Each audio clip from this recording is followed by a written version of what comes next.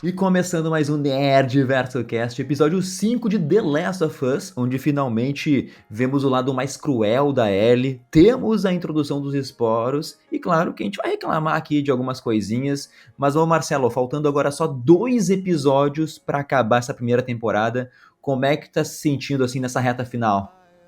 Ah, cara, eu gostei bastante do episódio, só que, pô, eu fiquei sempre na cabeça aquele negócio de, tipo, só faltar 2 episódios, então tem muita coisa pra se concluir, aí eu fico me questionando, velho, essa segunda temporada, em vez de 7 episódios, podia ter uns 10, tá ligado?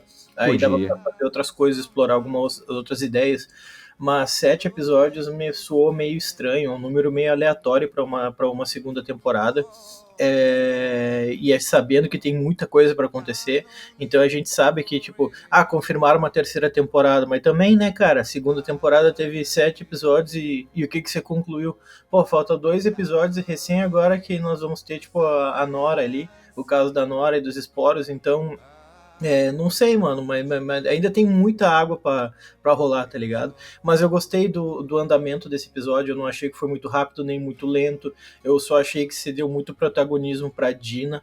Por um lado eu Sim. entendo, beleza? Por um lado eu até compreendo isso, depois eu vou dizer porquê e tal, mas assim, gostei que apareceu o Jesse, né? Gostei da ideia também do Tommy estar envolvido, né? Então a gente agora sabe que o Tommy não tá em Jackson, a gente sabe que o Tommy tá fazendo os rolês dele, então eu acho que foi um bom episódio, tanto que eu tava vendo os reviews gerais ontem, assim, das pessoas, eu vi que a maior parte da galera curtiu, assim. Porque eu acho que o que a galera queria era ver a Ellie mais nervosa, né? Então, pô, ontem sobrou nervosismo pra ela, então não tem do que reclamar. Sobrou, sobrou.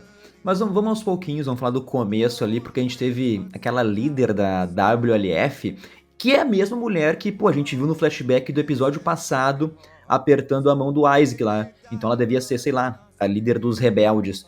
Mas ela tá interrogando ali a outra soldado, né, a Park, que simplesmente abandonou a sua equipe. E, cara, como tu disse, finalmente temos a introdução dos esporos. E eu fiquei surpreso. Pô, a mulher tava falando ali que deixou o Leon pra morrer, Marcelo. Eu pensei que Leon era o marido dela. Daí no final da conversa, quando ela solta lá que Leon era o filho, daí a dor eu acho que foi muito maior. Ainda por cima, a gente tá vendo esse episódio sendo lançado no Dia das Mães, mano. Então, isso me doeu. É verdade, essa foi uma informação bem pesada. Eu acho que desses cold openings que teve a série, esse foi o mais pesado. Do Isaac da semana passada foi bem massa, mas esse, a informação dela falar que o Leon Park é filho dela, aquilo ali me pegou. E é bem isso, né, cara? Bem no Dia das Mães, bem no Dia das Mães isso aí, cara.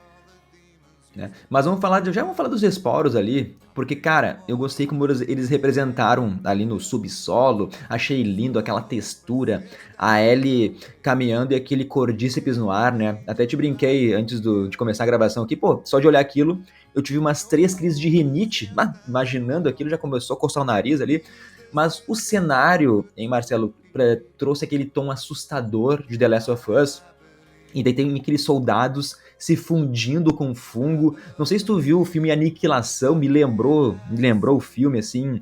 Eu até acharia legal se a Ellie tropeçasse numa câmera e visse, assim, um vídeo, encontrasse um vídeo dos soldados mostrando eles sendo infectados. Nossa, eu acho que isso ia ser demais, sabe? De qualquer jeito, o visual é lindo, Marcelo.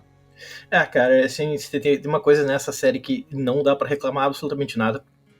A gente reclama muito dos diálogos, a gente reclama muitas vezes do andamento do roteiro, mas uma coisa que não dá pra reclamar é da ambientação, que tá tipo assim, meu Deus, cara, ela tá perfeita. E eu não tô nem dizendo que é por ser igual o jogo, mas é uma ambientação de algo que tu espera num mundo que é dominado pelo Cordispo. Seattle tá muito legal, toda dominada pela, Nossa, tá lindo. tipo o teatro que elas ficaram, tipo aquele teatro abandonado que a Ellie entrou ontem e viu o violão lá. Pô, olha aqueles esporos ali, velho, pelo amor de Deus, cara. Tipo, os caras mandam bem demais na maquiagem, colocando aqueles caras presos nos cordíceps lá. Então, assim, a ambientação dessa série é um negócio de outro planeta, assim. Tá, e a mulher falou, né, que o subsolo do hospital foi tipo ali um dos primeiros focos da pandemia do cordíceps. Então imagina, talvez tenha os malucos que estão há uns 25 anos ali e eu não sei se dá pra gente pensar se a pessoa tem consciência nessa fusão com o fungo, porque se tem consciência é muito mais cruel ainda, né? Se eu fosse a Ellie naquele momento eu pegava uma faquinha e ia matando todo mundo, sabe, Marcelo? Por uma questão de misericórdia, né? Eu pensei muito nisso. Eu pensei, cara, será que essas pessoas que estão ali, elas estão com o cérebro já dominado ou elas ainda têm alguma consciência, sabe? Eu fiquei com pena disso. Eu também acho que eu meio que acabaria com o sofrimento da pessoa, porque, pô, ninguém merece passar por isso, tá ligado? Tá, e agora vamos então para algo que incomoda, pô, me incomoda pelo menos, que é a Dina tendo aquele protagonismo. Eu acho que isso tá ofuscando a Ellie, porque, mano, a Dina é inteligente, ela que faz os paranauê da matemática, enquanto a Ellie, ela sempre tá meio infantil, meio imatura, eu diria. A Dina, ela que fica ouvindo as conversas pelo rádio, é ela que pega o esquema e abre a grade para invadir o armazém. Parece que a Ellie, ela não aprendeu nada nesses 5 anos com o Joel ali. E, cara, então, isso que me incomoda. E outro fator, eu acho, que é a atuação da Isabela Merced, que tá destruindo. Nossa, que atriz! E isso ofusca a Ellie, às vezes deixa a Ellie como uma coadjuvante ali. E eu senti muito também a raiva na Dina, a sede de vingança pelo Joel, assim, muito mais na Dina do que na Ellie, por exemplo, nesse episódio aí. E isso daí é culpa do roteiro, né? Que quis segurar a Ellie psicopata até o momento da Nora, para ter mais impacto. Eu acho que isso aí foi um erro de roteiro. Mas também o roteiro, Marcelo, eu acho que nos entregou um belo passado da Dina ali, porque nos conta que ela tinha 8 anos de idade, viu a família sendo massacrada, a mãe e a irmã, teve que matar o magrão que fez isso, né? 8 anos de idade. Então essa história aí me pegou um pouco desprevenido, porque a Dina, apesar de tudo, depois de tudo, ela insiste sempre em ficar do lado da Ellie. Então, pra Dina, eu enxergo assim que a vingança não é um impulso, é quase uma necessidade para ela, assim, desde pequena tá vivendo isso. Então, até me deu vontade de, pô, de abraçar a Dina e dizer assim, pô, tamo junto, irmão, o que é isso?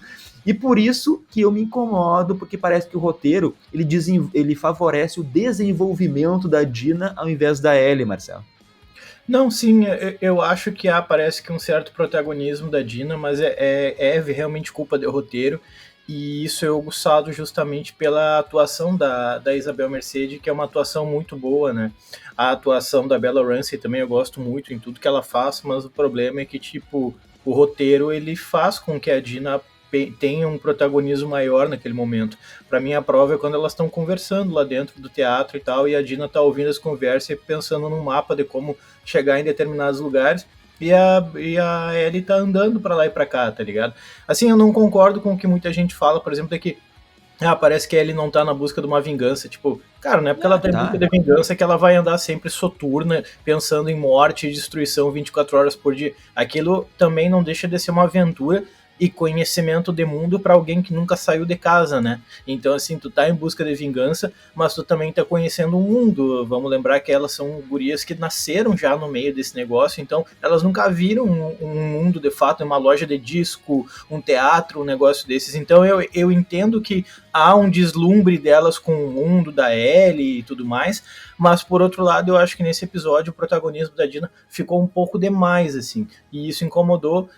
Não é que incomode, baita personagem, mas é que é estranho, porque a gente é acostumado a entender a Ellie como a grande personagem do negócio, sabe? E aí o roteiro meio que parece que ofuscou isso nesse momento, então é de se questionar, tá ligado? Por que que acontece isso? Né? Porque se a gente for pegar aquela parte do teatro, nossa, é igualzinho ao game, né? Aí ele liga as luzes, encontra lá o palco. Então aquela hora que ela pega o violão, Marcelo, vai tocar, vai afinar ali. Pô, a Bella Ramsey, ela manda muito bem no olhar, porque dá pra sentir que ali ela tá lembrando do Joel, do pai que ensinou ela a tocar violão. Por isso que eu falo que a Dina ofusca a Ellie. Quando a Ellie tá sozinha, pô, ela brilha. Tanto no final, lá também vai brilhar contra a Nora. Então eu acho que é um problema até de direção, sabe? Daí bota a Dina brilha muito mais que a Ellie na cena, sabe, Marcelo? Isso que me incomoda. Mas a cena do teatro foi foda. Ah, não, sim, foi muito boa, cara. Mas quando ela pegou o violão, aquilo ali me assustou um pouco, tá? Na hora que aconteceu aquilo, a forma com que aconteceu, eu fiquei um pouco assustado por um motivo bem específico, assim. Porque desde que tiraram o nome do Pedro Pascal da série, eu fiquei muito tipo, tá, beleza, agora por uma questão burocrática, por uma questão de grana, contrato, ele não vai aparecer nunca mais. Então não vai ter aquilo que tem muito pra nós, que é o mesmo após a morte dele tem flashback.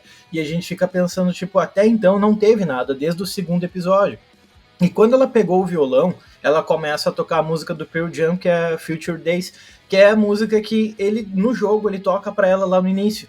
E ela Na pega para varanda. tocar e ela pega 5 segundos para tocar e para, dando a entender, bah, a gente não pode fazer um flashback porque a gente não tem contrato com o Pedro Pascal para isso, para fazer. Foi isso que eu entendi, tá ligado? E eu fiquei, cara, meu Deus, não vai ter mais flashback com o cara, sabe? Que bom que esse episódio já mostrou que eu tava errado. Mas foi uma baita cena, foi muito bonito de ver, assim. Mas é foda, né? Ela para porque isso faz ela lembrar do Joel e isso machuca muito ela. Então talvez ela não demonstrar a raiva é isso, né? Porque se ela demonstra a raiva, é aquela dor que ela vai sentir. Então ela fica meio que sim, que viajando, sabe? É um outro mundo que ela tá vivendo, tá meio que fugindo do luto. Mas se tu me permite mais uma reclamação de roteiro, que, cara, achei muito merda a Dina dizendo um eu te amo pra Ellie ali, não, né? Pô, ali é a emoção à flor da pele. Não faz nem 12 horas que transaram, ali daí a Dina mete um eu te amo. Né, achei clichê, achei cafona, né? Então, esse jeito que eles estão fazendo as duas flertarem não precisava, sabe? Era só um olhar, uma troca de olhares e tava tudo resolvido, dá pra entender. Né? Mas falar as palavras ali achei forçado, Marcelo. Eu acho que esse tipo de coisa fica melhor de você entender no olhar, nas ações, assim, e não no palavreado de uma coisa que tá acontecendo muito recente, sabe? Então, tipo, vai falar, é alguém que tá saindo da adolescência e tal, então é muito emocionado ainda com o rolê. Mas, sei lá, eu também não achei legal, achei que foi muito puxado, muito forçado isso, sabe? Eu não É, consegui enxergar muita verdade naquilo. Então é de se questionar também, parece muito plástico, artificial, assim. né? Aliás, quando a Dina voltar pra Jackson, ela tem que ser ali a general de guerra, né? Pô, mapeou todas as tropas dos lobos ali. Dina tem que ganhar um cargo a mais em Jackson. Mas precisamos falar do armazém. Ellie e Dina sendo atacada pelos Stalkers. Quando começou a aparecer o 2, 3, daí mais de 10, Marcelo, ali eu pensei, né, pô, fudeu, agora não tem o que fazer. E o que me incomoda, eu acho, é que eu queria ter visto mais elas correndo, sendo terrorizadas lá dentro, mas eu gostei que o plano foi por água abaixo, né? Não era pra usar arma, mas daí não tinha outra opção, realmente. Não, aquela cena foi muito boa. Ver aquele monte de Stalker ali, eu acho que resolve aquilo que a primeira temporada não tem, que é muita ação, né? Sim, Eu acho que esse episódio teve bastante ação, assim, então a forma com que eles são mostrados é muito legal.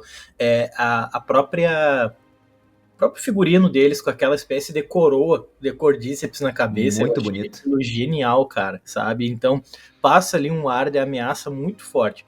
E eu acho que faz todo sentido a Ellie sempre correr pela frente, porque, pô, ela é Sim, imune, cara. Então parece que às vezes eles esquecem um pouco disso. Aí ontem ela lembrou, né? A Dina falou: não, deixa que eu vou. E ela, não, não, vai tu sim, até porque é tu que é imune, né? Falei, pô, finalmente, cara, quem tem que puxar a frente é a Ellie por uma questão meio óbvia, né? Então, achei muito boa aquela cena. E já esperando que aparecesse alguém, na verdade, quando apareceu sim. o Jesse ali, eu imaginei que seria o Tommy. Porque na minha cabeça, tipo, o Tommy tá atrás delas, tá ligado? Eu quero ver como é que essa temporada vai mostrar o que o Tommy tá fazendo e tudo mais. Ali a gente só teve um vislumbre, mas foi uma cena muito legal, cara. Pô. Né? E por ironia do destino, foi talvez os tiros que possibilitaram que o Jesse chegasse exatamente no lugar do armazém que as duas estavam. E eu não lembro agora se foi o Craig Mazin ou o Neil Druckmann que falou, que disse assim, que aquele vislumbre do Jesse com a luz vindo por trás dele, né, não mostrando quem era, que isso era para fazer para Ellie pensar como se fosse o Joel vindo salvar ela ali, né? Na hora eu já tava na cabeça, né? Pô, é o Tommy ou o Jesse? Tava que nem tu, assim. E, ô Marcelo, teve ali uns 3, 4 Stalkers que pularam em cima da Ellie. Tu acha que é meio forçado ela não ter sido mordida ali? Total, total, porque é muita coisa, cara. E talvez a maior característica dele seja justamente a sua rapidez, né? Então, na vida real, ali em 2 segundos, ela já estaria mordida dos pés à cabeça, sabe? Claro, é conveniência do roteiro, né? Sim. Mas é isso, eu acho que ela teria sido atacada mesmo sendo imune ou não, mordida de zumbi mata igual. Então, eu achei que foi meio. Ela meio que foi embolada por um grupo de zumbis ali, mas meio que saiu ilesa do negócio, né? Mas é isso, eu É, entendo como conveniência de roteiro. sim, não chega a me incomodar, mas eu sempre fico pensando, né? Porque as pessoas, os infectados mordem a Ellie e fica ali os dentinhos bonitinho. Se é outro indivíduo, assim, nossa, o bicho despedaça, arranca o braço na mordida, né? Mas, daí não vamos ficar também reclamando aqui. Porque uma outra parte excelente do episódio foi na floresta, Marcelo. Porque ali nos mostrou como é que funciona o ritual dos serafitas, né? A pessoa enforcada, daí já rasga ali a barriga, as tripas começam a cair para fora. E agora eu vou chamar o teu lado historiador aí, porque teve um seguidor que mandou uma mensagem pra gente, foi o André. Ele disse assim, né, que provavelmente o Neil Druckmann se baseou lá no simbolismo do período medieval, que o intestino, ele comentou, não sei se isso é verdade, né, era tratado como um órgão podre do corpo, assim, né, do corpo humano ali, responsável por corromper o homem. Por causa do quê? Que as fezes passam pelo intestino. Então, por isso, quem era acusado assim de traição, eles tinham os intestinos arrancados e queimados, como se fosse ali um ritual de purificação. Então, tu acha que os serafitas eles seguem nessa ideia, nessa religião deles, hein? Ah, eu acho que segue totalmente, cara. Eu acho que segue. Claro, não saberia dizer se é algo que foi pensado de fato pelo É, Neil Druckmann nesse sentido, mas me parece que sim, porque é muita coincidência, sabe? Porque eles são uma seita que acredita muito lá na sua líder e tudo mais. Então eles têm essa mentalidade medieval, andando dentro de um parque com tochas e tudo mais. Eu acho que faz todo sentido ter elementos medievais dentro da forma com que eles lidam com as pessoas e enxergar esse tipo de coisa como um certo ritual de purificação faria todo sentido no fim das contas. Então eu acho que sim, é bem possível de fazer essa comparação, né? E fica bem legal, inclusive, visualmente falando, ficou né? pesadíssimo, né? Sim, sim, muito, muito bonito, até porque já foi falado dos serafitas, eles não usam tecnologia, faz parte da religião ali. Então, até por isso que os caras se comunicam lá pelos walk-talk e os serafitas nem pegam os radinhos. Mas vamos combinar também que o pessoal da WLF, Marcelo, pô, aprendeu a atirar vendo os filmes do Star Wars, né? Os malucos não atiram, não acertam um tiro, Marcelo. Dentro do hospital, erraram tudo na L. Aquela hora da perseguição com o Jesse, nossa, daí vem o serafita e acerta uma flecha na perna da Dina, tá ligado? Ontem eu até dei risada na frente da TV em dado momento, quando a Ellie tava correndo atrás da Nora, ela começou a encher ela de tiro e não acertou nenhum. Eu falei, cara, parece eu Porra, velho. jogando, porque tipo 80 balas no revólver e não acerta uma bala, tá ligado? E então parecia parecia um Stormtrooper, assim, né? Porque Aham. claro, a gente sabe porque não vai atirar e já vai tirar a emoção do negócio, né? Mas mesmo assim, tu te questiona, pá, ninguém acerta uma bala nesse negócio, pelo amor de Deus. Mas o episódio, assim, foi curtinho, acho que foi o mais curto da temporada, 45 minutos.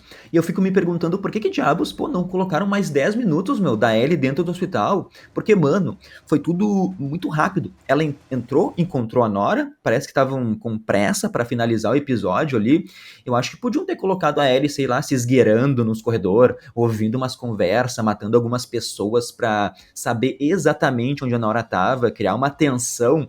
Até a cena do doguinho lá foi rápida. Aliás, né, a parte de fugir de cachorro nos games, Marcelo, nossa, era muito difícil.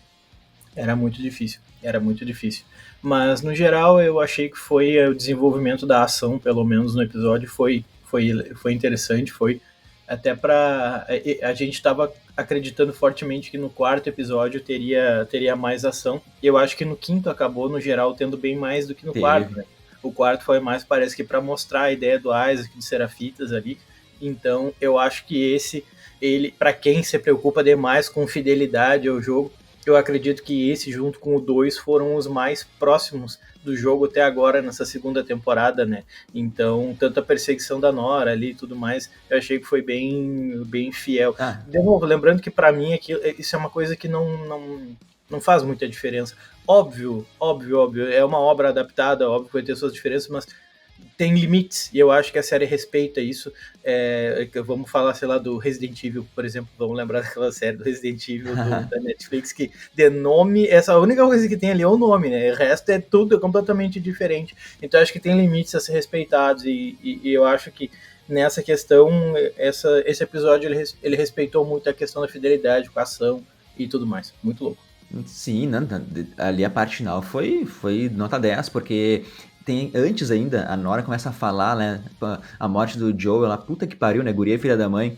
Ficou falando, né? Ah, foi horrível o jeito que a Abby matou o Joel, mas o safado teve o que merecia. Não, aquilo doeu em mim, essas palavras, assim. Eu até entendo a Ellie ter ficado chocada, né? Ouvindo aquilo lá, deu tempo da Nora escapar ali, Marcelo.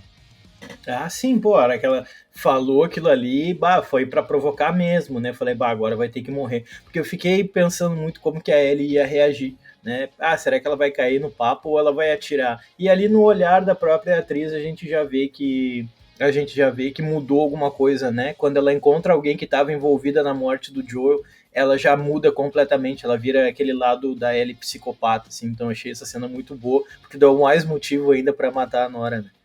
Sim, e depois lá no subsolo, daí sim, né? É o que todo mundo tava esperando, é a Ellie no modo vida louca ali. Eu até acho que demorou um pouquinho pra isso acontecer, tentaram segurar pra ser mais impactante, como eu falei antes.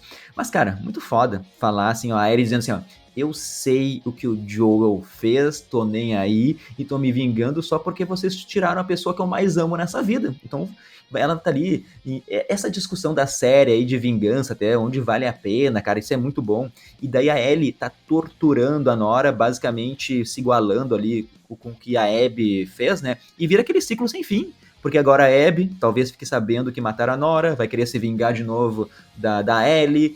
Mas dito isso, eu, no lugar da Ellie ali, faria a mesma coisa, sabe? Sim, não. Qualquer um acho que faria a mesma coisa ali.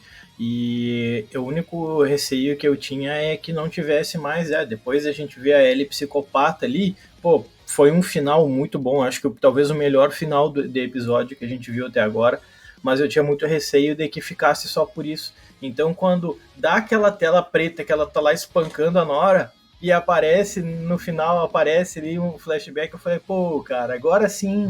Então, assim, parece que completou tudo que eu tava querendo, sabe? Aquilo ali que eu tava sentindo falta, parece que finalmente agora vai ter. Então, eu acho que você conectou tanto a parte da ação com a parte dramática, com a presença do Pedro Pascal, com a presença do Joel, vai ficar outra coisa agora, né? E traz um senso, talvez, de vingança, acho que traz um objetivo maior que ela fica lembrando. Porque até então a gente estava se questionando, pô, o cara, né, parece que ela não lembra mais do cara e tudo mais. Então, com essa presença dos flashbacks, eu acho que o jogo utiliza isso muito bem para lembrar como isso machuca ela, né? Para lembrar como a questão da morte dele machuca. E a série até então não estava explorando muito isso. Então, eu acho que esse episódio também serviu para resolver essa questão. Sim, sim, na volta do Gold ali, do Papito, do Pedro Pascal, nossa. Então vai vir Justamente os num momento de flashbacks. justamente num momento de ação muito forte, né? Onde a gente vê a Ellie virar a moeda e a gente não espera que do nada vai surgir ali. Eu não esperava, não sei se tu estava imaginando que ia Eu não acontecer isso, esperava. mas do nada aconteceu. Eu fiquei, cara, olha só, ligaram duas coisas, um momento de ação, extrema crueza, pura crueldade, e do nada uma cena de calma, assim, de drama. E, meu Deus, e funcionou bem, cara, eu não esperava por aquilo. É, eu só espero, Marcelo, que o próximo episódio não seja 100% flashback, sabe? E essa decisão eu acho que não me agrada. Então, talvez fique perfeito, daí eu vou estar mordendo a língua, mas acho que tem que ser momentos do presente ali intercalando com os flashbacks. Eu acho que funciona melhor. Não sei como vamos fazer isso também. Isso foi um medo que me passou, tá na cabeça. Talvez o próximo episódio ser só flashback. E para ser só flashback teria que ser muito bem feito, mas nós temos uma urgência aí de saber que tem só mais dois episódios. Então eu acho que seria um erro pegar um dos dois últimos episódios e focar numa coisa, uma coisa que já passou, né? Então, tu tá ali assistindo uma cena de ação, tu não tá tenso, porque aquilo ali é do passado, a pessoa tá só relembrando aquilo ali, tu sabe que ela saiu bem daquilo, né? Então, não sei, cara. Eu acho que seria interessante, tem cenas icônicas, como a gente já comentou em outros episódios, a questão deles brincando no pouso na lua e coisas Ah, assim. Eu sim. acho que ver esse tipo de coisa seria bonito, mas ter um episódio só para isso, eu acho que seria um erro, tá? Talvez é isso, talvez a gente esteja errado, mas eu É, acho que seria um erro levar para esse lado. daqui a pouco os caras fazem o melhor episódio do ano aí a gente tá errado, mas em um primeiro momento não vejo como se funcionar, ainda mais para ser um penúltimo episódio de temporada, sabe? Uma calmaria só se no último episódio for, nossa, uma loucura total, sabe? Daí por isso que eles fizeram só 7 episódios que vai acabar com a adrenalina lá em cima, Marcelo. E basta lembrar, né, da primeira temporada, o episódio do Bill e do Frank. Se tivessem me falado que dos episódios teria um episódio focado em caras que são coadjuvantes, É. eu falaria, nossa, mas isso é um erro.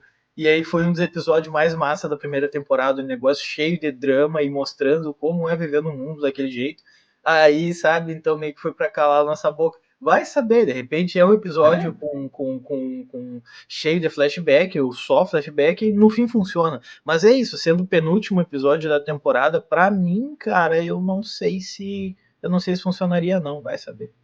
né? Mas só de ter a volta de Pedro Pascal, acho que com certeza a audiência, se deu uma caída, vai aumentar, sabe? O pessoal vai querer ver de novo aí o Pedro Pascal, talvez as pessoas até voltem a assistir a série. E em relação ao jogo, assim, algumas diferenças que tem é que, por exemplo, a Dina, ela tá enjoada no jogo e não vai no hospital, né? Ela fica no teatro, a Ellie vai sozinha. Também o Tommy já tava fazendo um massacre pro Seattle e a Ellie vai atrás do Tommy, assim, seguindo os rastros de morte dele. Acho que quando a Ellie entra na floresta dos Serafitas, a Ellie estava sozinha, ela presencia tudo aquilo sozinha, as mortes ali, para entender como é que funcionam as cicatrizes, sabe? Para ver a crueldade deles também. Pequenas diferenças ali, o Jesse salva a Ellie no jogo também. Mas é isso, né? Aliás, né, para mim esse episódio foi, sei lá, um nota 7,5, 8 aí. A série tá boa. Só que pra mim, Marcelo, a sensação é que assim, ó, ela poderia ser melhor, ela sempre pode ser melhor. Talvez é essa sensação que eu tenho que poderia ser uma série perfeita, mas ela tá entregando uma nota 8 assim. Não, eu também acho, mas eu nunca esperei muito mais do que isso, ainda mais sendo uma série baseada em jogos, e para É, quem tem gosta de isso. jogos, e para quem gosta de jogos sabe como é ruim a herança de séries baseadas e filmes baseados em jogos, parece que eles são feitos com o objetivo de ser ruim, e eu ainda acho que essa série é uma boa aula de como se fazer uma adaptação baseada num jogo, porque talvez ainda, junto com Fallout ali, seja as melhores ambientações.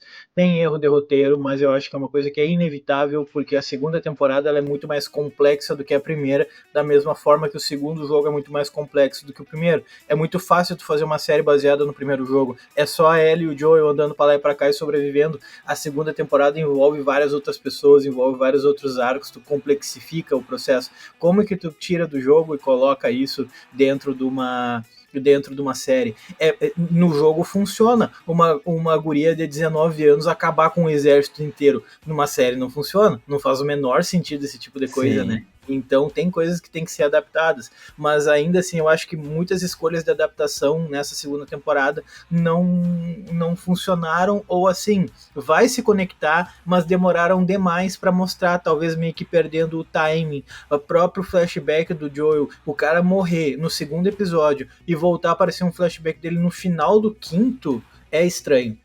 O fato da Ellie meio que ter perdido um pouco do protagonismo pra Dina também é estranho, entende? Então tem coisas que melhoram em relação à primeira temporada, como ter mais ação se comparado à primeira temporada, mas eu acho que a escolha de arcos e o que apresentar, quais personagens focar nessa segunda temporada, inevitavelmente vai tirar um pouco do protagonismo da Ellie, mas podia ser um pouco mais pulverizada, podia trazer talvez ali um pouco mais do Tommy. Eu sei que obviamente vou mostrar o Tommy ainda, ele vai reaparecer antes de acabar a temporada, mas eu acho que já podia ter aparecido, eu acho que já podia ter mostrado e tudo mais. E veio, eu não concordo com aquela galera que fala, é irmão do cara, porque matou o cara, ele já teria que ter saído correndo em 2 dias, ter que sair correndo atrás de quem matou. Não, ele não é moleque, ele sabe lidar com É, a sensação dele, ele tem que planejar o processo antes, né?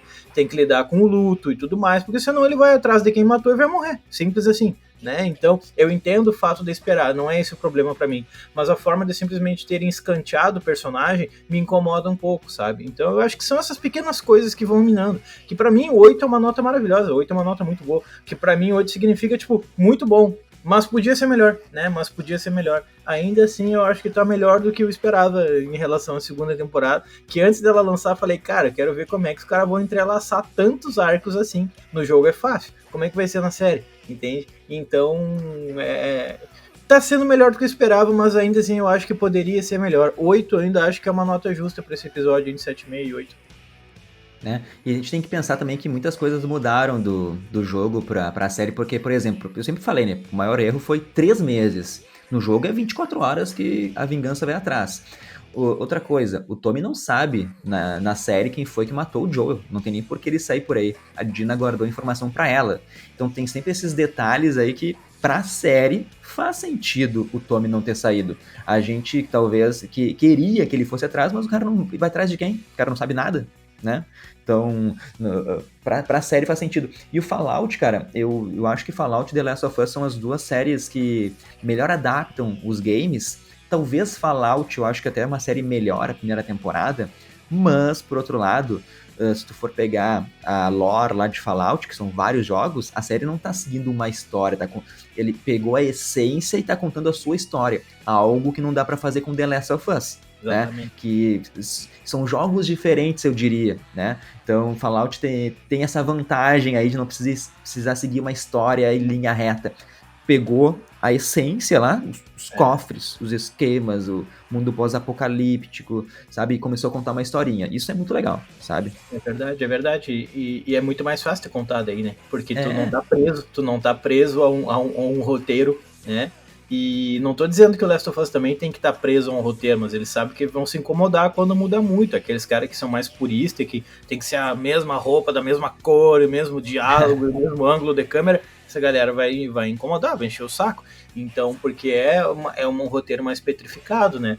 E, cara, em termos de adaptação, a gente sempre fala e tal, Last of Us, Fallout, mas só pra fazer justiça, eu sempre gosto de lembrar lá de um filme de 2006, que é o Silent Hill de 2006. Eu boa. acho que é a melhor adaptação de jogo já Pô, feita. Trocaram a protagonista homem por uma protagonista mulher. E daí, maluco? Ninguém se importa, tá ligado? A Silent essência Hill. do jogo tá perfeita. Aquilo ali é um dos melhores filmes baseados em jogo, se não o melhor, tá ligado? Então, O assim. primeiro. Ei, Marcelo, o primeiro jogo é do Play 2, se eu não me engano, é isso? Não. O primeiro jogo é do Play 1, É do Play 1? que é Tá, o que é mostrado ali, as enfermeiras no hospital, as crianças nas tá, escolas, aquilo ali é do Play 1. tá, E é então o é do Play primeiro 1. Silent Hill, baita jogo e baita Nossa, filme. adorava o jogo, adorava. E os desafios do game eram muito difíceis. Tinha um desafio do piano que eu passei dias pra decifrar lá, que tinha que tocar o piano pra desvendar o mistério lá. Nossa, o jogo é sensacional, um dos melhores jogos assim, nota E 10. Pra quem para quem não sabe, agora está sendo feita uma nova adaptação de Silent Hill, e quem está fazendo a adaptação é o diretor desse filme de 2006. Então, assim, pô, o hype é grande, né? Porque esse cara aí deu uma aula lá no passado de como fazer uma adaptação, mas parece que ninguém aprendeu, porque só saiu porcaria depois daquilo, né? Nossa. Depois os outros Silent Hill são muito ruins. A história do primeiro Silent Hill, quem não sabe, aí, por favor, vá atrás, vá ver o filme de 2006. Vou até fazer uma dica, Marcelo, de Silent Hill aí, de Hills pra essa semana. Aí. Pra quem nunca Pô, ouviu falar do filme, tem que ver. Pô, tem é um que bom ver, filmezinho de terror. obrigatório. Tá? Mas é isso, agora aqui, ó, eu preciso dar um recado que é pros agentes, porque a missão já começou, a venda antecipada de Missão Impossível Acerto Final está liberada na Cine System. Tom Cruise está voltando aí como Ethan Hunt em cenas reais de tirar o fôlego, são saltos de moto em penhasco, corridas contra o tempo e uma conspiração global que ameaça o mundo. É ação, é espionagem e também adrenalina no volume máximo. Garanta já seu ingresso e viva essa missão nas telonas da Cinesystem. Cinesystem é cinema além do filme e a gente sempre sorteia aqui nessa parceria vários ingressos para quem faz parte do Clube Nerdverso, Marcelo. Tem ali planos a partir de R$ 4,90 que já entra concorrendo a ingresso. Nesse plano também tem nosso grupo do Whats. Pô, o grupo é muito bom, né? A gente todo dia falando de filmes, de séries, também umas fofoca ali, umas polêmicas, Marcelo. Acho que o grupo talvez é o maior prêmio de todos. Sim, não, tem muita coisa aí, o pessoal discutindo coisas e séries e o que acha, o que não acha. A movimentação é sempre muito grande, né? Então é bem legal fazer parte, assim. Conhece uma galera nova, tem gente de outros cantos do mundo, tem outros cantos do Brasil. Os prêmios são muito massa, então tem desde quadrinho até camisetas e coisas que a gente recebe das parcerias com várias marcas e tudo mais, então vale muito a pena, assim, ainda mais pelo preço, né, cara, que é muito pequeno, assim. Sim, a partir do nível 2 daí, como o Marcelo comentou aí, concorre a um prêmio do mês, aí sempre tem um sorteado. Nem peguei os livros hoje, mas é também de terror, porque o prêmio do mês aqui de maio é em parceria com a Intrínseca, e daí vai ser sorteado 2 livros de FNAF. Vai ter filme, FNAF 2 aí, final do ano, para quem curte os jogos. O livro é co-escrito pelo mesmo criador dos jogos, então é uma história que expande ali o que foi contado no videogame. Mas é isso. Semana que vem estaremos novamente aqui, Marcelo, para falar de Joel voltando a aparecer, Pedro Pascal, no penúltimo episódio aí dessa segunda temporada. Eu acho que essa reta final aí vai ser emocionante. Espero que o episódio tire lágrimas de mim, Marcelo. Eu acredito que vai, porque trazendo o Joel de volta, trazendo o Pedro Pascal de volta, é grande, né, a emoção, justamente porque agora a gente sabe que vai ter a Ellie sentindo, né, ela tá reprimindo aquilo ali faz um tempo, então agora começa ela, parece que ao reencontrar alguém que matou ele, que fez parte da morte dele, parece que abre uma torneira ali, agora ela vai voltar, então ela para de reprimir aquilo que ela tá reprimindo há um tempo. Perfeito. Então eu acho que agora inevitavelmente vai aparecer momentos mais emocionantes. Eu acredito ainda que essa temporada vai acabar sem nada de conclusão, ela só vai ter algum tipo de cliffhanger ali, né? Tipo, vai ter um momento de, meu Deus, vai acontecer alguma coisa, e aí acaba e fala, ó, só daqui 1 ano agora, né? Ou 2 anos ainda, não sei como é que vai ser. Nem começar a gravar ainda. Pelo amor de Deus. Sabe?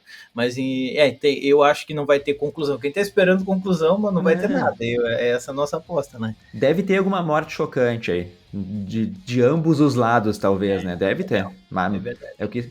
A gente quer sangue, né, Marcelo? Que a gente quer. Isso que a gente quer, vingança. Mas é isso, nos encontramos semana que vem aqui no Nerd Verso Cast. Tchau, tchau.